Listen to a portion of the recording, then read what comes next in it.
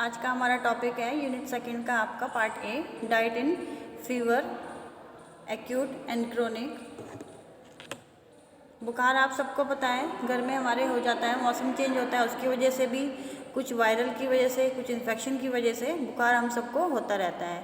लेकिन बुखार होने का कारण क्या है, उस समय पे हमें क्या क्या सावधानी बरतनी चाहिए और क्या क्या डाइट हमें लेनी चाहिए, तो ये सब इस टॉपिक में आज हम डिस्कस करेंगे। इसमें क्या होता है, फीवर में जब शरीर का तापक्रम सामान्य तापक्रम से अधिक हो जाता है तो उसे ज्वर या फीवर कहते हैं। आपको समझ में ही आया होगा, जो हमारी बॉडी का जो टेम्परेचर है जो रहता है हमारा नॉर्मल 98.4 फ़ारेनहाइट रहता है। अगर इससे ये ज़्यादा हो जाता है तो क्या हो जाता है, हमें फीवर कहलाता है। जब यह तापक्रम इस तापक्रम से बढ़े, मीन्स वही बात जो मैंने आपको भी समझाई, जब यह तापक्रम इस तापक्रम से बढ़ने लगता है तो उस स्थिति को हम ज्वर या फीवर कहते हैं, जो वास्तव में कई रोग कोई एक रोग नहीं है, लेकिन ये एक रोग का लक्षण भी है। मीन्स अगर हमें ज़्यादा समय तक ये अगर बुखार रहेगा, ज़्यादा समय तक हमें बुखार होता रहेगा, मतलब कि वो आपने बहुत लोगों को देखा होगा कि बहुत से लोगों को क्या होता है, हमेशा बुखार ही रहता है। तो उस स्थिति में क्या होता है, ये एक रोग का लक्षण ले लेता है और ये एक संक्रमण के द्वारा होता है।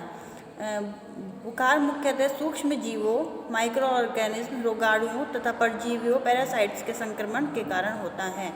यह जीवाणु विषाणु शरीर के विभिन्न अंगों पर आक्रमण करके उन्हें रोगग्रस्त कर देते हैं। इनकी प्रकृति के अनुसार बुखार भी अलग अलग प्रकार के होते हैं।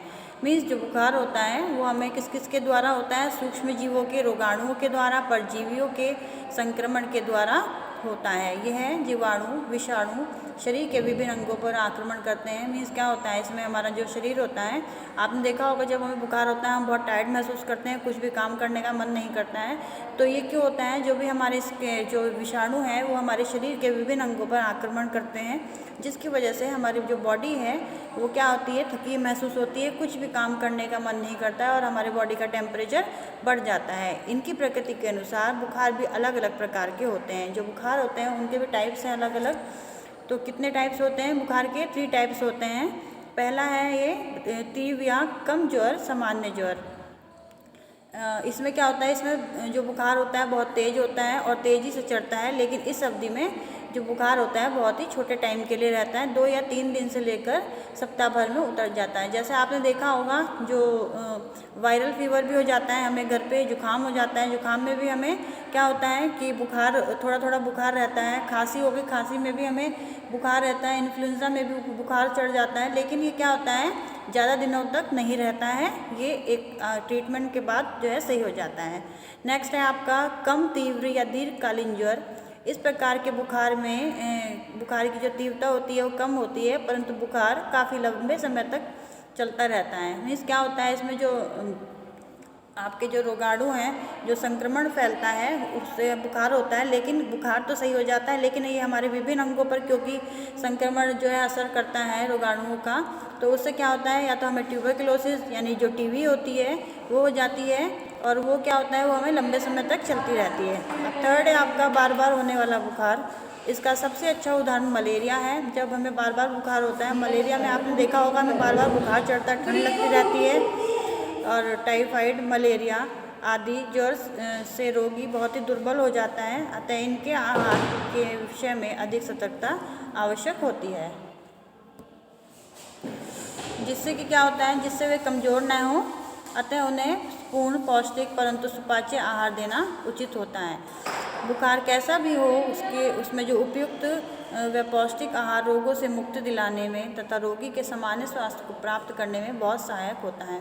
मीन्स अगर बुखार कैसा भी है, हमारा किसी भी तरीके का बुखार है, अगर हम पौष्टिक आहार पर्याप्त मात्रा में लेते हैं तो उसमें क्या होता है, ये हमें रोग से जल्दी छुटकारा दिलाने में संभव रहते हैं। परंतु विभिन्न प्रकार के ज्वर में सामान्य आहार में उपयुक्त संशोधन करना आवश्यक है। अब है आपका मेटाबॉलिक एक्टिविटीज़ इन फीवर, ज्वार की चयापचय या क्रिया। ओके, इसमें क्या होता है, ज्वार में पोषण को प्रभावित करने वाले निम्नलिखित महत्वपूर्ण परिवर्तन होते हैं। पहला है आपका आधारीय चयापचय की दर। इसमें क्या होता है, जो ज्वर की स्थिति जो होती है, शरीर में तापक्रम में वृद्धि हो जाने के कारण शरीर में उपाचयन की दर में भी वृद्धि हो जाती है। शरीर में 1 डिग्री फ़ारेनहाइट तापक्रम में वृद्धि से 7% ऊर्जा नष्ट हो जाती है। अगर हमें बुखार हुआ है, अगर हमारा तापक्रम 1 डिग्री भी बढ़ जाता है तो उससे क्या होता है, हमारी जो ऊष्मा है, जो एनर्जी है, वो 7% तक नष्ट हो जाती है। सेकंड है आपका कार्बोहाइड्रेट चयापचय। इसमें क्या होता है, शरीर के जो ऊर्जा होती है, शरीर में ऊर्जा की मांग में वृद्धि होती है। मीन्स अगर हमारा बॉडी टायर्ड है तो उसमें क्या आपको उस समय में ज़्यादा एनर्जी चाहिए।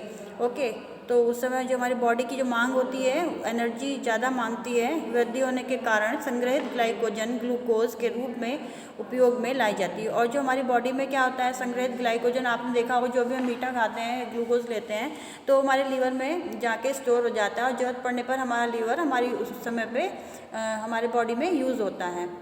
वो किसके लिए यूज़ होता है, ऊर्जा में यूज़ होता है, एनर्जी में यूज़ होता है, जिससे ग्लाइकोजन भंडार क्रमशः खाली होने लगता है। इस बुखार के टाइम पे हमारे कुछ खाने की इच्छा तो करती नहीं है, हमारा कुछ भी मन नहीं करता खाने के लिए। तो उस समय पे क्या होता है, जो हमारा लीवर होता है, जो उसमें हमारा ग्लूकोज स्टोर होता है, तो उसका जो है जो भंडार होता है वो खाली होने लगता है।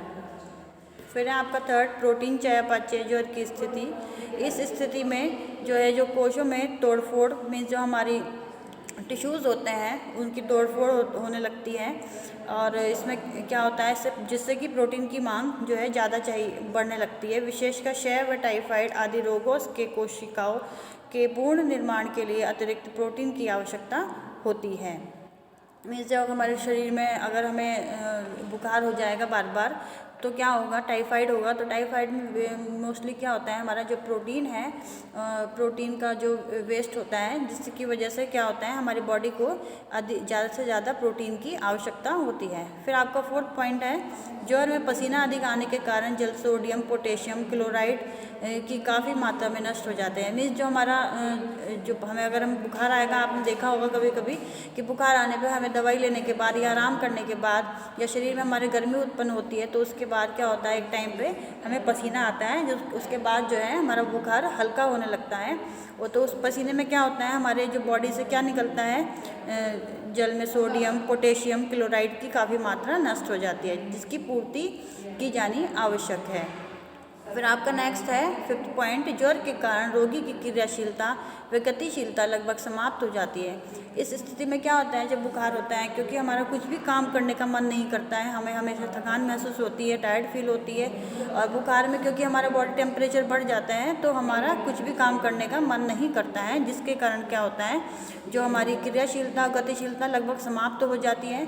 क्योंकि बुखार के टाइम पे हमें आराम भी करना चाहिए। हमारी बॉडी को अगर आराम नहीं मिलेगा तो हम जल्द से जल्द रिकवर नहीं हो पाएंगे, जिसके कारण पोषक तत्वों के पाचन तथा अवशोषण की शिथिलता आ जाती है। मीन्स अगर हमें बुखार होगा तो उस समय क्या होगा, हमारी जो बॉडी में पोषक तत्व हैं, उसका पाचन नहीं होगा ढंग से, अवशोषण नहीं हो पाएगा और उसमें कमी आ जाएगी। 6 पॉइंट है आपका, ज्वर में प्रोटीन की अधिक उपयोग बढ़ने से जो है, जो हमारा बुखार के टाइम पे क्या होता है, प्रोटीन के उपयोग अधिक होता है, उसके बढ़ने से क्या होता है, नाइट्रोजन का यूरिया के रूप में मूत्र द्वारा त्याग होने लगता है। जो नाइट्रोजन है उसमें हमारे मूत्र के द्वारा हमारी बॉडी में से वो निकलने लगता है। इससे गुर्दों का कार्यभार भी बढ़ जाता है, जिससे कि क्या होता है, बार बार जो है हम टॉयलेट जाते हैं, जिसकी वजह से जो गुर्दों का कार्यभार है वो बढ़ने लगता है।